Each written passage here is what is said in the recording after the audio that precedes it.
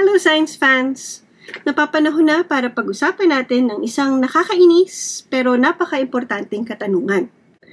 Bakit nga ba laging pumapalya ang mga flood control projects natin dito sa Pilipinas? At meron bang magagawa ang STEM para tumulong dito? Isipin nyo naman kasi, bilyong-bilyong piso na ang ginagastos natin para sa mga flood barriers, pumping stations at drainage systems. Pero pag umulan ng malakas o kaya bumagyo, wala na, baha na naman ulit ang buong bayan. Hindi lang ito malas o galit ng kalikasan. Merong science kung bakit nagkakaganito ang sitwasyon natin. At sa science din natin makikita ang posibleng solusyon. Kaya sa episode na ito, sasagutin natin ang tatlong tanong. Bakit madalas pumalya ang ating mga flood control projects? Paano kaya gagawing mas effective at mas matalino ito gamit ang STEM? At ano pa ang pwedeng gawin ng ating mga communities at ng ating gobyerno para mas maging sustainable ang ating flood control projects? Pero bago natin sagutin ang mga katanungan na ito gamit ang science, gusto ko po munang mag-hi sa ating mga bagong manonood. Ako po si Chona and I'm your resident Filipina scientist. Isa po akong researcher sa larangan ng molecular ecology, kung saan nakikita namin na ang pag-intindi sa ecosystem ay makakatulong para makagawa tayo ng mas matalino at nature-based na solution pagdating sa pagbaha.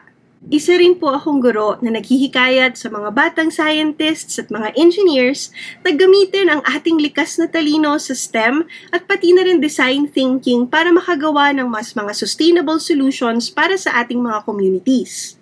At ang Siyensya po ay ang aking science communication channel, kung saan gusto ko pong pagkwentuhan kung paano natin i-combine ang science at engineering para makagawa ng mga matalinong solusyon sa mga totoong problema natin, katulad ng pagbaha.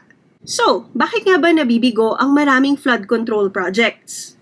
Unahin natin ang katotohanan. Sa bansa natin, karamihan sa mga flood control projects ay hindi tugma sa mga actual na lugar na madalas binabaha. Halimbawa, sa Bulacan, natuklasan ng isang NGO na tinatawag na Pro-People Engineers and Leaders o PROPEL na 400 sa 668 flood control projects ay hindi talaga nakalagay sa mga flood-prone areas. At least kung ibabasa natin to sa mga mapa ng Project NOAA. Ibig sabihin, ang mga pondo ay napunta sa mga lugar na hindi naman binabaha. At yung lugar na binabaha, sila yung napabayaan. May mga ghost projects pa. Meron sa papel, pero sa aktualidad, wala. Tulad na lang dun sa Sipat Plaridel kung saan natuklasan ng mga residente na meron dapat 96 million pesos na flood control project na nakamark na tapos na, pero wala pa talagang construction na nangyayari. Bukod pa rito, maraming existing projects na may engineering flaws, gumamit ng mumurahing materyales, o kaya kulang sa feasibility studies. Kaya pag dumating na ang totoong baha, ayun, bumibigay sila.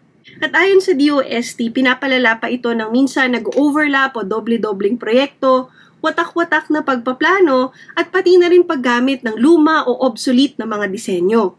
At huwag din natin kalimutan ang environmental disconnect dahil merong mga proyekto na lalo pang sinisira ang kalikasan na pwedeng tumulong. Binubuldoser ang wetlands, pinuputol ang mga mangrove forests, tapos sinisemento yung floodplains. Sa halip na matulungan tayo ng ating kalikasan, sinisira pa natin ang kakayanan nito na tumulong sa atin. Parang pinalitan mo yung sponge ng semento, paano siya mag-a-absorb? Siyempre, babaha talaga, di ba? Sa Metro Manila, mas lumalala pa ang mga problema dahil nagdi-disappear na ang ating mga natural drainage systems. At siyempre, pataas lang ng pataas ang budget natin sa flood control. Nagsimula siya ng 79 billion pesos noong 2016, tapos mahigit 200 billion pesos na siya noong 2021. At mahigit 545 billion pesos na ang nagagastos mula sa 10,000 projects noong 2022. Pero hanggang ngayon, marami pa ring proyekto ang walang malinaw na resulta. Malinaw naman ang kailangan natin. Mas scientific, mas transparent, at mas accountable na flood control projects. Pero paano naman aayusin ng agham ang flood management? Pupunta na tayo sa exciting part. Siyempre, hindi lang naman pagtingin sa problema ang kayang gawin ng science. Pwede rin tayong magbigay ng solusyon. Ang DOST ang nangunguna sa paggamit ng science-based at data-driven flood control management plans. Isa sa mga pinakabagong teknolohiya ang digital twin modeling. Para siyang hyper-realistic simulation kung saan makikita natin paano ba talaga gagalaw yung baha pag nangyari na siya sa bayan natin.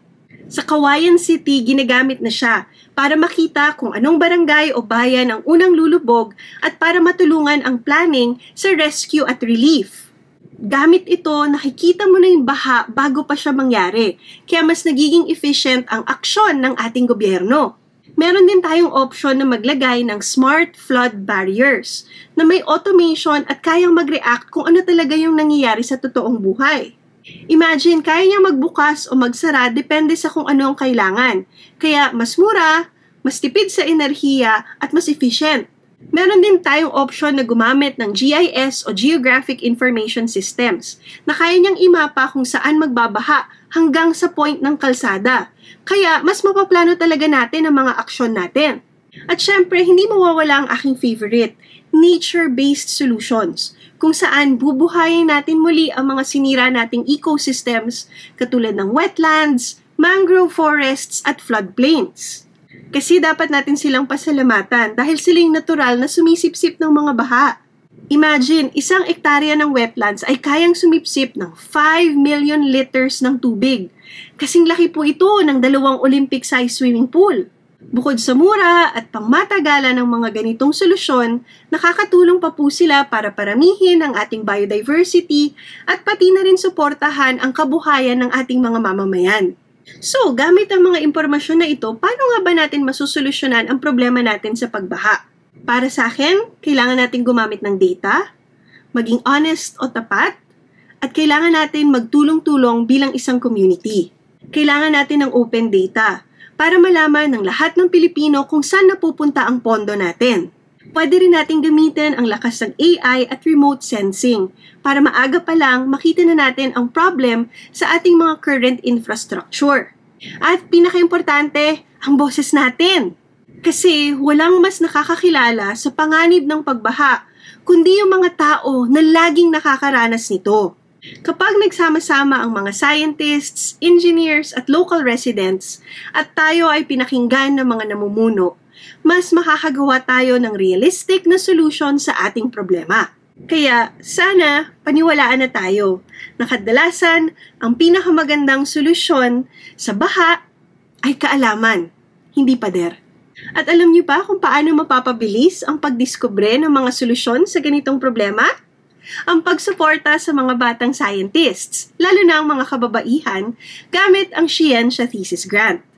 Patuloy pa rin po ang aming fundraising kahit malapit na pong i-announce kung sino ang winners ng thesis grant this year. Kaya sana po ay makapag-donate pa po tayo. Pwede po kayo mag-donate using BDO or GCash at ang information ay makikita sa screen o kaya sa description ng video na ito. Meron din po sa aming social media channels. Kung hindi po tayo makakapag-donate dahil opo mahirap talaga ang buhay, okay lang. Pwede naman po nating i-share ang video na ito at ang iba pang information ng siyensya sa mas marami pa pong tao para mas marami pang makaalam sa ating mga advocacy. Sama-sama po nating tulungan ang ating mga kababaihang scientists na gawing realidad ang kanilang mga ideas. Pero what do you think? Ano pa kaya ang mga paraan na pwede nating maiwasan ng pagbaha? Saan pa kaya makakatulong ang science-based decision-making para mas gumanda pa ang ating bansa? Magkwentuhan naman po tayo gamit ang comment section ng video na ito.